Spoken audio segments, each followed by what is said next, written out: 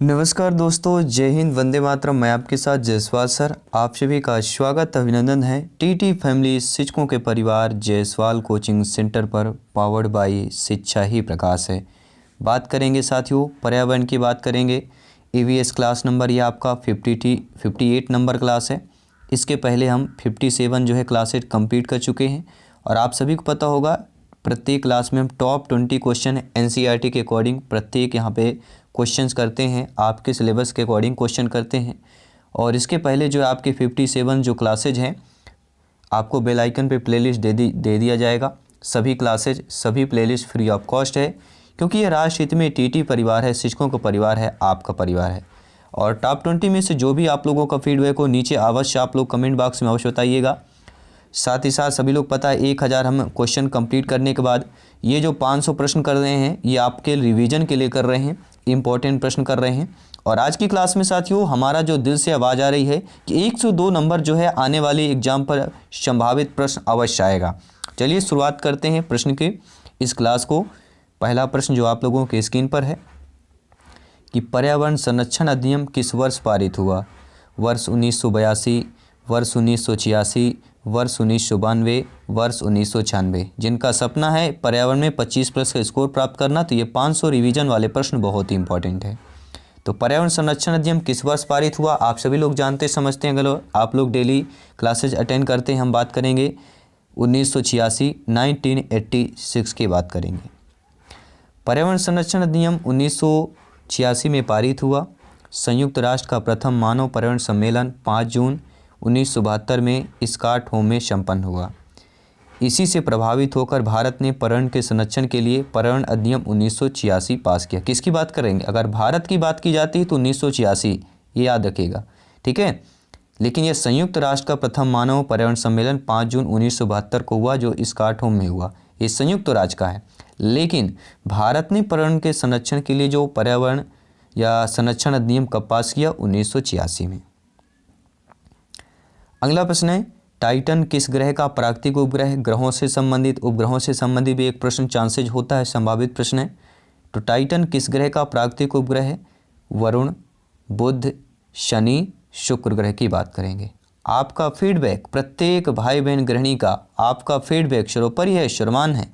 जिनका सपना है गवर्नमेंट टीचर बनना, अध्यापक अध्यापिका बनना। साथियों टाइटन की बात कर रही है, तो टाइटन किस ग्रह का प्राकृतिक उपग्रह है? आपका जवाब आ चुका है, ऑप्शन नंबर सी बात करेंगे, शनि ग्रह का प्राकृतिक उपग्रह। और टाइटन शनि ग्रह का प्राकृतिक उपग्रह है और सौरमंडल में शनि आकार से दूसरा बड़ा ग्रह है। बात करेंगे अगले प्रश्न की, भू परिस्थिति तंत्र में ऊर्जा का महत्वपूर्ण स्रोत क्या है? सूर्य है, पृथ्वी है, चंद्रमा है, शुक्र है। देखिए हम काफ़ी सारे प्रश्न बात कर चुके हैं, परिस्थितिक तंत्र की ऊर्जा से संबंधित बात कर चुके हैं। आपके प्रश्न की संख्याएं बदली हैं, लेकिन अभी तक हमने देखा आपका उत्तर नहीं बदला है, आपका आंसर नहीं बदला है। अर्थात भू परिस्थितिक तंत्र में ऊर्जा का जो महत्वपूर्ण स्रोत है वह आपका शनाब सरदार सूर्य हो जाएंगे। जी हाँ, हम सूर्य को शनाब सरदार ही बोलते हैं। बात करेंगे 4 नंबर प्रश्न की, ग्रीन मफलर किससे संबंधित है? मृदा प्रदूषण से, वायु प्रदूषण से, ध्वनि प्रदूषण से, या साथियों हम जल प्रदूषण की बात करेंगे। तो देखिए ग्रीन मफलर ये भी रिपीटेड प्रश्न हमने बताया ना। आज की क्लास 1 से 2 नंबर आपकी संभावित करने जा रही है। जी हाँ, हमारा दिल से आज आवाज़ आ रही है कि 1 से 2 नंबर बिल्कुल ये आपके पेपर बन चुका है। 1 से 2 नंबर ये आ चुके हैं, 1 से 2 क्वेश्चन इन 20 में से आ चुके हैं। तो ग्रीन मफलर किससे संबंधित है? आप जानते हैं, हम बात करेंगे ध्वनि प्रदूषण से संबंधित है। आइए बात करते हैं 5वें प्रश्न की, कौन सी प्राकृतिक वनस्पति मरुस्थलीय प्रदेशों में पाई जाती है? महोगनी, कैक्टस, फर, चंदन। अभी आपने देखा होगा जब यूपी की बात करेंगे, चंदन का नाम आ गया तो यूपी का एक न्यूज वायरल जो हुआ था, ठीक है, जब छापा पड़ा था तो चंदन का तेल वगैरह सारी चीज़ें मिली थी, बहुत सारा पैसा मिला था। इतना तो हम सोच भी नहीं सकते हैं, हो सकता अपने सपने में देख भी नहीं सकते हैं। सपने में तो खैर देख सकते हैं, लेकिन रियल चीज़ एक्चुअली संभव ही नहीं है। तो कौन सी प्राकृतिक वनस्पति जो है मरुस्थलीय प्रदेशों में पाई जाती है? हम बात करेंगे न चंदन की, न महोगनी की, बात करेंगे कैक्टस की। देखिए जब भी मरुस्थलीय प्रदेश का नाम आए कैक्टस आपको वनस्पति कर देना। और कैक्टस की बात करें, यह मरुस्थलीय प्रदेशों में पाई जाने वाली एक प्राकृतिक वनस्पति है। यह सपुष्पक वनस्पतियों का एक जीव वैज्ञानिक कुल है जो अपने मोटे फूले हुए तनों में पानी बटोरकर शुष्क व रेगिस्तानी परिस्थितियों में जीवित रहते हैं। आवाज़ में थोड़ा बहुत प्रॉब्लम हो जाती है।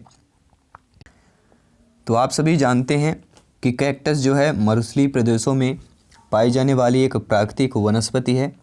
यह सपुष्पक वनस्पतियों का एक जीव वैज्ञानिक कुल है जो अपने मोटे फूले हुए तनों में पानी बटोरकर शुष्क व रेगिस्तानी परिस्थितियों में जीवित रहते हैं और इनके पत्ते जो होते हैं कांटों के रूप में परिवर्तित हो जाते हैं ताकि वाष्पोत्सर्जन की दर जो है कम हो सके, जिससे जल का ह्रास अर्थात जल की कमी रहे, यानी कि इस पौधे की पानी की आवश्यकता बहुत कम होती है। आइए बात करते हैं अगले प्रश्न की, जो कि बहुत ही इंपॉर्टेंट प्रश्न है। ऑस्ट्रेलिया में क्रिसमस डे मनाया जाता है 1 दिसंबर, 5 दिसंबर, 25 दिसंबर, 30 दिसंबर। ये सभी को पता होगा कि दिसंबर मंथ में ही आपका क्रिसमस डे मनाया जाता है, आपने मनाया भी होगा। साल के अंतिम महीना होता है। तो ऑस्ट्रेलिया में क्रिसमस डे कब मनाया जाता है? तो साथियों 25 दिसंबर को ऑस्ट्रेलिया में क्रिसमस डे मनाया जाता है। काफ़ी बार पूछा गया प्रश्न है आपके एग्जाम पर, ऑस्ट्रेलिया में क्रिसमस पर्व किस ऋतु पर मनाया जाता है? वर्षा ऋतु, शरद ऋतु, ग्रीष्म ऋतु, हेमंत ऋतु। ये इसलिए पूछा जाता है अपने भारत पर क्योंकि साथियों ये एनसीईआरटी के प्रश्न है। क्योंकि आपको पता है दिसंबर में हमारे यहाँ क्या होती है, ठंड का मौसम होता है, शरद ऋतु होती है या हेमंत ऋतु भी कह सकते हैं, ठंडा मौसम होता है। लेकिन यही अगर यहाँ पे ऑस्ट्रेलिया पे देखा जाए तो वह ग्रीष्म ऋतु पर होता है क्योंकि वहाँ पर गर्मी होती है। दिसंबर महीने में ऑस्ट्रेलिया में क्या होती है, गर्मी होती है, विपरीत यहाँ पे मौसम होता है। इसलिए अगर ऋतु पूछा जाता है तो ग्रीष्म करना है, बाकी डेट, तारीख, महीना वही है। आइए बात करते हैं अगले प्रश्न की। गर्मियों में क्रिसमस पर्व कहाँ मनाया जाता है? बहुत ही अच्छा प्रश्न है। प्रश्न बदला है लेकिन आपका उत्तर वही रहेगा कि गर्मियों में जो है क्रिसमस पर्व कहाँ मनाया जाता है? ना तो जापान पर, ना ही भारत पर, ना ही अमेरिका पर, ऑस्ट्रेलिया पर मनाया जाता है। लेकिन क्रिसमस डे हमारे यहाँ कब मनाया जाता है? ठंड के मौसम में, और तारीख आपका 25 दिसंबर ही है, ये नोट कर लीजिएगा। आइए बात करते हैं अगले प्रश्न की। और आपको भी पता होगा एमपी टेट में अगर बात करें तो भोपाल गैस त्रासदी की बात करें, प्रश्न आता ही आता है, काफ़ी बार पूछा गया प्रश्न है और लगभग प्रत्येक एग्जाम पर पूछा गया प्रश्न है और सी टेट में काफ़ी बार आया हुआ प्रश्न है। तो भोपाल गैस त्रासदी जो है किस गैस के कारण हुई थी? क्लोराफ्लोराकार्बन, कार्बन डाइऑक्साइड, नाइट्रस ऑक्साइड या मिथाइल आइसोसाइनाइड। तो आप सभी जानते हैं भोपाल गैस जो त्रासदी है किस गैस के पर्यावरण या भोपाल गैस त्रासदी किस गैस के कारण हुई थी? तो जानते हैं MIC। इसके शॉर्ट रूप में हम क्या बोलते हैं? MIC। और इसका फुल फॉर्म क्या है? Methyl isocyanide. डी ऑप्शन सही हो जाएगा। आइए साथियों बात कर लेते हैं अगले प्रश्न की। संकटग्रस्त जंतु दैत्याकार पांडा पाए जाते हैं ऑस्ट्रेलिया में, भारत में, चीन में, ब्राज़ील में। एनसीईआरटी का बेस्ट क्वेश्चन है आपके। तो संकटग्रस्त जंतु जो दैत्याकार जो पांडा हैं ये आपके चीन पर पाए जाते हैं। और अगर दैत्याकार पांडा की बात करें या लाल पांडा जो है चीन का, यह क्या है? चीन देश का एक राष्ट्रीय पशु भी है। पारिस्थितिक तंत्र के तत्वों के चक्रण को क्या कहते हैं? रासायनिक चक्र, जैव भू रासायनिक चक्र, भूगर्भीय चक्र या भू रासायनिक चक्र की बात करेंगे। आपका कमेंट, आपका फीडबैक सर्वोपरि है, सर्वमान्य है। प्रत्येक शिक्षक बंधु का, प्रत्येक भाई बहन गृहिणी का जिनका सपना है सिलेक्शन पाना, अध्यापक अध्यापिका बनना। तो पारिस्थितिक तंत्र में जो तत्वों के चक्रण को क्या कहा जाता है? वह जैव भू रासायनिक चक्र कहा जाता है। आप जानते हैं कि प्रकृति में विभिन्न तत्व जो होते हैं वह चक्रीय रूप से एक जीव से दूसरे जीव में स्थानांतरित होते हैं और पुनः प्रकृति में फिर लौट आते हैं। तो इस प्रक्रिया को खनिज प्रवाह तथा यह चक्र जो होता है जीवमंडल अर्थात वायुमंडल, स्थलमंडल, जलमंडल, इन तीनों को क्या कहा जाता है? जीवमंडल कहा जाता है और इनमें ही होता है। और इसे ही जैव भू रासायनिक चक्र, नाइट्रोजन चक्र या फास्फोरस चक्र आदि कहते हैं। आइए बात करेंगे अगले प्रश्न की। गंगा नदी कहाँ से निकलती है? अरावली श्रेणी से निकलती है, लद्दाख ग्लेशियर से निकलती है, गंगोत्री ग्लेशियर से निकलती है, या मिलाप ग्लेशियर से निकलती है। ठीक है, गंगा मैया काफ़ी सारे पहले जो गाने हुआ करते हम बचपन में सुना करते थे, गंगा मैया के गाने बहुत ही पॉपुलर थे उस समय। और आपको पता है गंगा से प्रश्न जरूर आ जाता है क्योंकि हमारी राष्ट्रीय नदी है। तो गंगा नदी कहाँ से निकलती है? आप जानते हैं गंगोत्री ग्लेशियर से निकलती है। इससे रिलेटेड भी काफ़ी प्रश्न बनते हैं कि सांस्कृतिक महत्व की दृष्टि से गंगा भारत की सबसे महत्वपूर्ण पवित्र नदी है। गंगा का उद्गम उत्तराखंड के उत्तरकाशी जनपद के 3900 मीटर की ऊंचाई पर स्थित गोमुख के निकट गंगोत्री हिमानी या गंगोत्री ग्लेशियर से होता है। और यहाँ इसे क्या कहते हैं? भागीरथी। उत्तराखंड में क्या इसे बोला जाता है? भागीरथी। और देवप्रयाग में भागीरथी अलकनंदा से मिलती है। तो ये काफ़ी बार पूछा जाता है कि भागीरथी अलकनंदा से कहाँ पर मिलती है? तो देवप्रयाग पर मिलती है। बात करेंगे प्रश्न की, WWF का फुल फॉर्म क्या है? WWF, world wide fund, world war fund, world wide life fund या वर्ल्ड वाच फंड। तो आप सभी लोग जानते हैं कि WWF का जो फुल फॉर्म होता है वह वर्ल्ड वाइड लाइफ फंड होता है। सी ऑप्शन सही हो जाएगा। और सभी लोग जानते हैं world wide fund for nature, यानी कि वर्ल्ड वाइड लाइफ की बात करेंगे तो जो विश्व वन्यजीव कोष है, सन 1962 में IUCN के सहायक संगठन विश्व वन्यजीव कोष WWF की स्थापना की गई और इस संगठन का मुख्यालय स्विट्जरलैंड पर है। और इसका प्रतीक चिन्ह क्या है? विलुप्त प्राणी ज्वाइंट पांडा। आइए बात करते हैं अगले प्रश्न की। सिंहस्थ मेला कहाँ आयोजित किया जाता है? गुना, उज्जैन, शिवपुर, चंदेरी। सभी कमेंट करेंगे। सिंहस्थ का मेला या हम इसे कुंभ का मेला भी कहते हैं। अब आप लोग जवाब दे देंगे।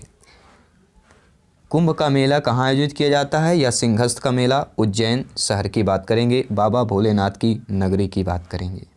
आइए बात करेंगे अगले प्रश्न की।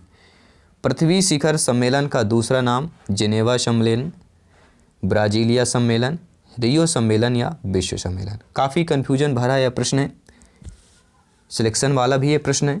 तो पृथ्वी शिखर सम्मेलन का जो दूसरा नाम है, काफ़ी बार पूछा जाता है कि देखिए अब प्रथम नहीं पूछा जाता, देश के दूसरे राष्ट्रपति का नाम, देश के दूसरे प्रधानमंत्री का नाम, या हो सकता है अपने राज्य का भी पूछ लिया जाए कि आपके देश का या आपके राज्य का दूसरे मुख्यमंत्री का नाम।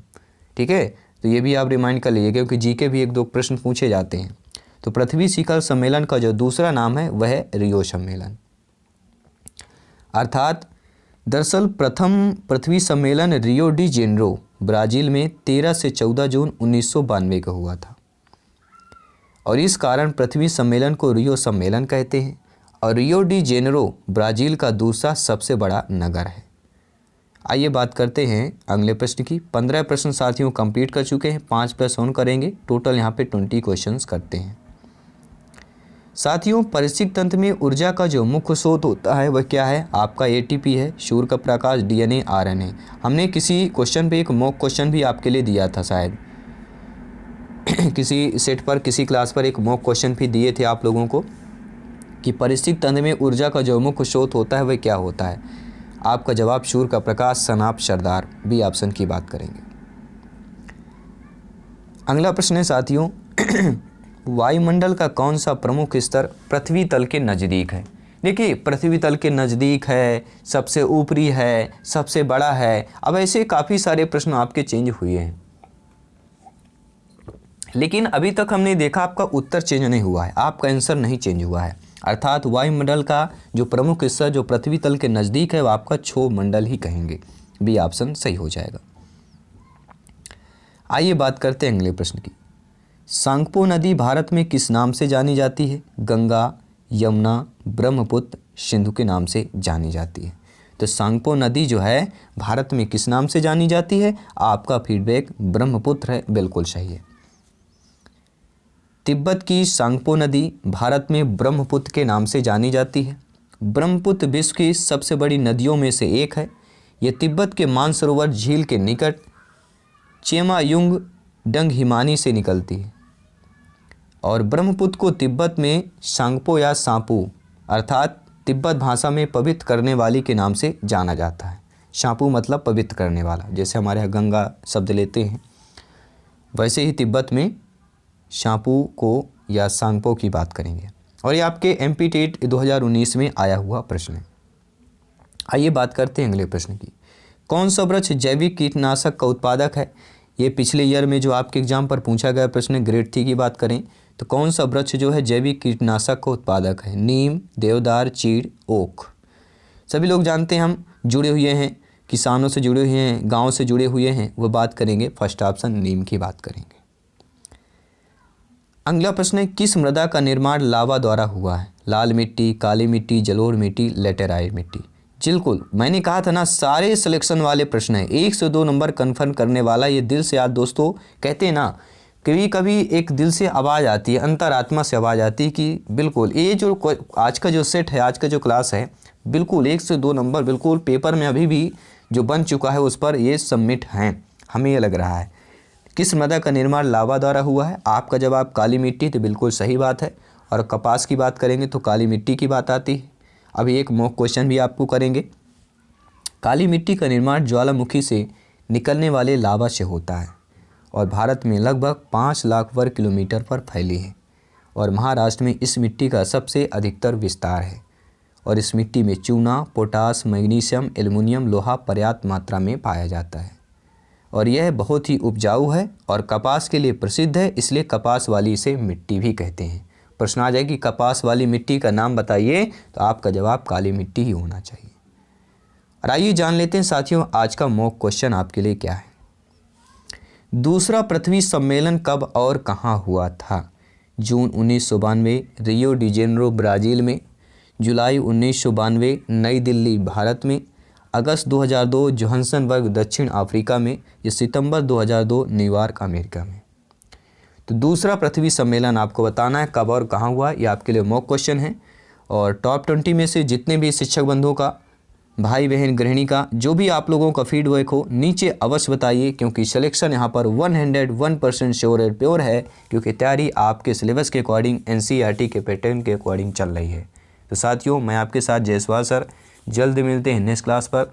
तब तक के लिए सभी मित्रों को जय हिंद, वंदे मातरम, धन्यवाद सभी का।